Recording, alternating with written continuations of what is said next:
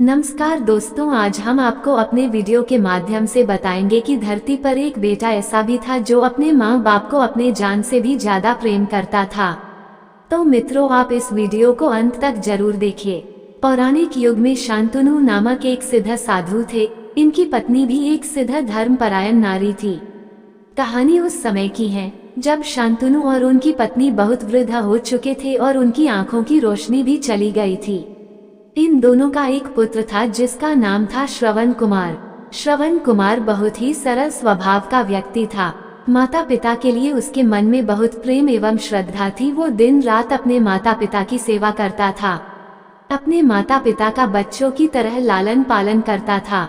उसके माता पिता भी स्वयं को गौरवशाली महसूस करते थे और अपने पुत्र को दिन रात हजारों दुआएं देते थे। कई बार दोनों एक दूसरे से कहते कि हम कितने धन्य हैं कि हमें श्रवण जैसा मातृभक्त पुत्र मिला, जिसने स्वयं के बारे में ना सोचकर अपना पूरा जीवन वृद्ध नेत्रहीन माता पिता की सेवा में लगा दिया।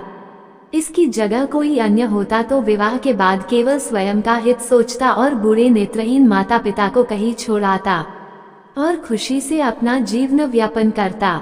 जब ये बात श्रवण ने सुनी तो उसने माता पिता से कहा कि मैं कुछ भी भिन्न नहीं कर रहा हूँ, यह मेरा कर्तव्य है। जब मैं छोटा था तब आपने मुझे इससे भी ज्यादा अच्छा जीवन दिया और अब मुझे यह सौभाग्य प्राप्त हुआ है कि मैं आपकी सेवा करूं।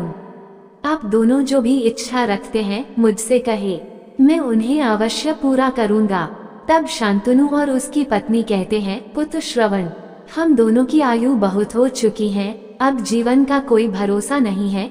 किसी भी समय हमारी आंखें बंद हो सकती हैं। ऐसे में हमारी एकमात्र इच्छा है, हम तीर्थ यात्रा करना चाहते हैं। क्या तुम हमारी यह इच्छा पूरी कर सकते हो? श्रवण कुमार अपने माता पिता के चरणों को पकड़कर अत्यंत प्रसन्नता के साथ कहता है, हाँ पिताश्री, यह तो मेरे लिए परम सौभाग्य की बात होगी कि मैं आप दोनों की इच्छा पूरी करूं। श्रवण अपने माता पिता को तीर्थ करवाने हेतु एक कावड़ तैयार करता है, जिसमें एक तरफ शांतनु एवं दूसरी तरफ उनकी पत्नी बैठती हैं और कावड़ के डंडे को अपने कंधे पर लादकर यात्रा शुरू करता है। उसके हृदय में माता पिता के प्रति इतना स्नेह है कि उसे उस कावड़ का लेशमात्र भी भार नहीं लगता। अपने पुत्र के इस कार्य से माता पिता का मन प्रसन्नता से भर उठता है और वे पूरे रास्ते अपने पुत्र श्रवण को दुआएं देते चलते हैं। तीर्थ करते समय जब वे तीनों अयोध्या नगरी पहुंचते हैं, तब माता पिता श्रवण से कहते हैं कि उन्हें प्यास लगी है। श्रवण कावड़ को जंगल में रखकर हाथ में पत्तों का पात्र बनाकर सरयू नदी से जल लेने जाता है। उसी समय उस वन में अयोध्या के राजा दशरथ आखेट पर निकले थे और उस घने वन में वो हिरण को शिकार बनाने के लिए उसके पीछा कर रहे थे। तभी उन्हें घने जंगल में झाड़ियों के पार सरयू नदी से पानी के हलचल की आवाज आती है।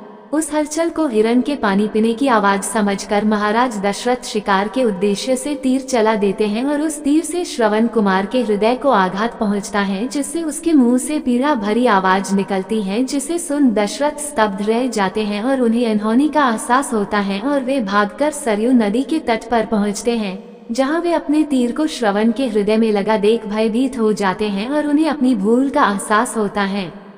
दशरथ श्रवण कुमार के समीप जाकर उससे क्षमा मांगते हैं। तब अंतिम सांस लेता श्रवण कुमार महाराज दशरथ को अपने वृद्ध नेत्रहीन माता पिता के बारे में बताता है और कहता है कि वे प्यासे हैं, उन्हें जाकर पानी पिला दो और उसके बाद उन्हें मेरे बारे में कहना। और इतना कहकर श्रवण कुमार मृत्यु को प्राप्त हो जाता है। भारी हृदय के साथ महाराज दशरथ श्रवण के माता पिता के पास पहुँचते हैं और उन्हें पानी पिलाते हैं। माता पिता आश्चर्य से पूछते हैं, उनका पुत्र कहाँ है? वे भले ही नेत्रहीन हो, पर वे दोनों अपने पुत्र को आहट से ही समझ लेते थे।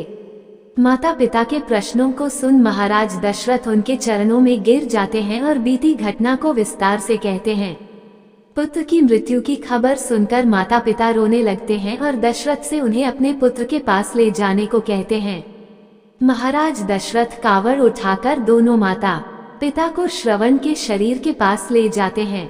माता पिता बहुत जोर जोर से विलाप करने लगते हैं। उनके विलाप को देख महाराज दशरथ को अत्यंत ग्लानि का आभास होता है और वे अपनी करनी की क्षमा याचना करते हैं। लेकिन दुखी पिता शांतनु महाराज दशरथ को श्राप देते हैं कि जिस तरह मैं शांतनु पुत्र वियोग में मरूंगा, उसी प्रकार तुम भी पुत्र वियोग में मरोगे। इतना कहकर दोनों माता पिता अपने शरीर को त्याग मृत्यु को प्राप्त हो जाते हैं। महाराज दशरथ श्राप मिलने से अत्यंत व्याकुल हो जाते हैं और कई वर्षों बाद जब उनके पुत्र राम का राज्य अभिषेक होता है, तब माता कैकेयी के वचन के कारण राम, सीता और लक्ष्मण को 14 वर्षों का वनवास स्वीकार करना पड़ता है और इस तरह महाराज दशरथ की मृत्यु भी पुत्र वियोग में होती है। अपने अंतिम दिनों में उन्हें शांतनु के कहे शब्द याद आते हैं और वे राम के वियोग में अपना शरीर त्याग देते हैं।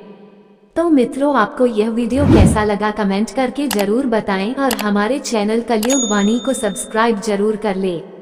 धन्यवाद।